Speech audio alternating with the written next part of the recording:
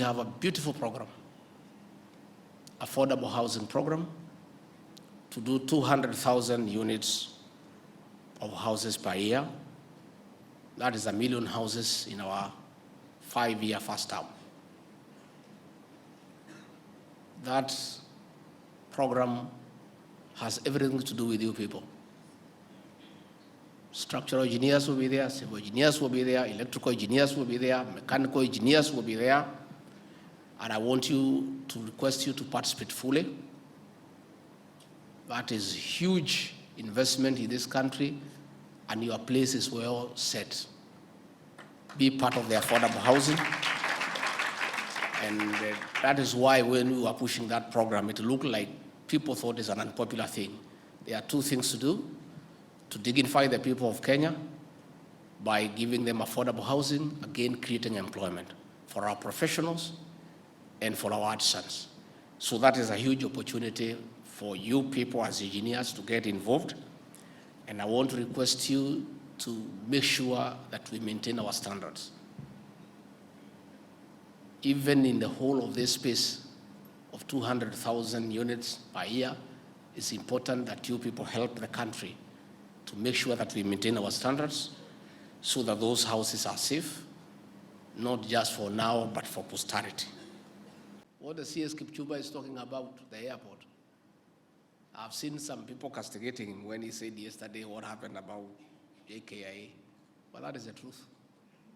Jkia was done at a massive cost, but today is a shame to this profession of engineers and architects. Public resources were expended. When you go there, you feel sorry. But engineers, QSs, and architects certified. And on the basis of that certification, payments were made. And that's why I agree with the CS. I think, Engineer Mongera, we may want to look at the law where professionals are held accountable for lapses and for misleading the taxpayer by certifying shorter jobs.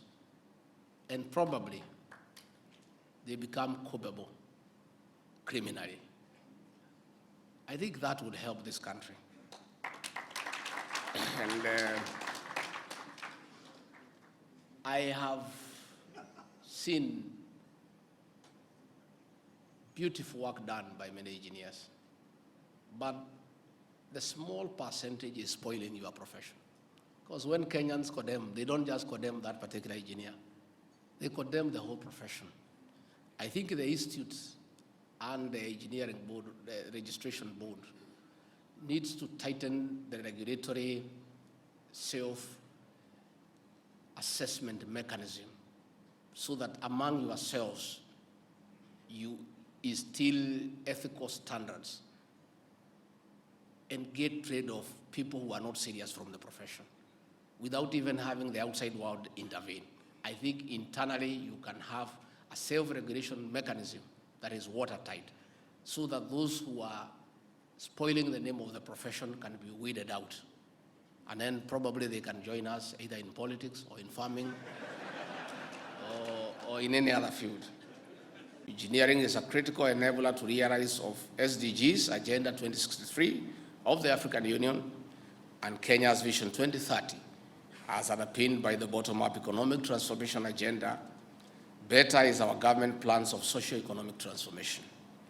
As we engineer a new world, rapid urbanization in Kenya and Africa has been put to test, especially in collapsing of buildings, bridges, and other infrastructure.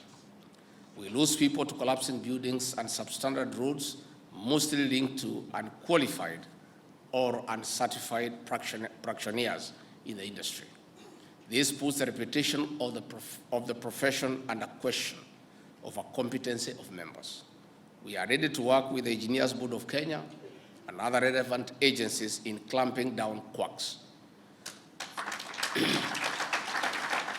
Through the right ministries, we invite you for an engagement on legal and policy frameworks. Besides monitoring and regulating education and training, eliminating intruders is one of the ways of restoring dignity to the engineering profession.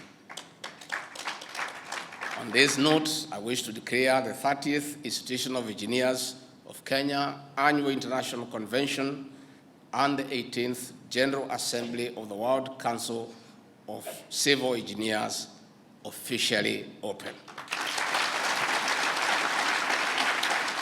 World Bank notes that Africa heavily relies on imported expertise in engineering, resulting from poor quality of education and minimal numbers of graduates from learning institutions.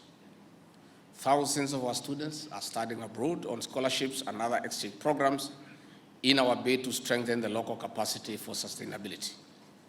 This is largely true for most of our African peers.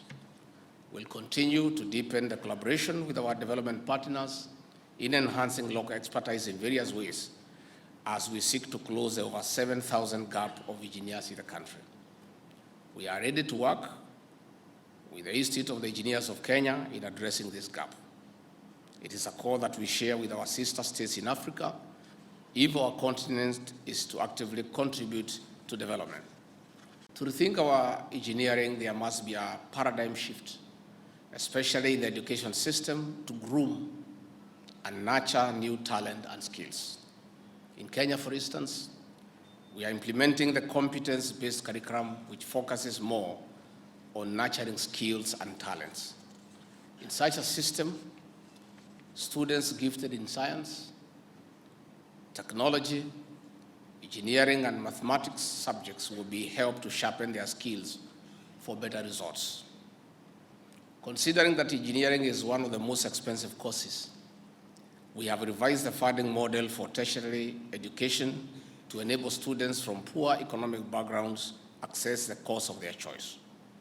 In our commitment to deliver reforms in the education sector, we allocated 27.4% of our national budget in the current financial year